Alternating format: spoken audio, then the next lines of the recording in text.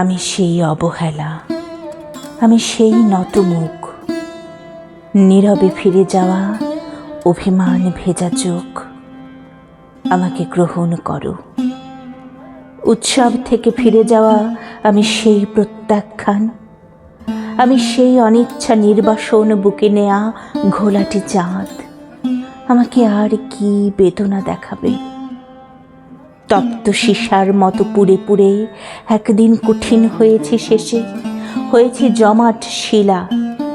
তবু সেই পাথরের অন্তর থেকে কেঁদে উঠে এক রাস জলের আকুতি।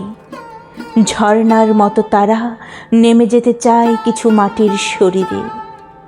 আমি সেই নতমুখ, পাথরের নিচে করুণ বেদনার জল। আমি সেই অভিমান, আমাকে গ্রহণ করো।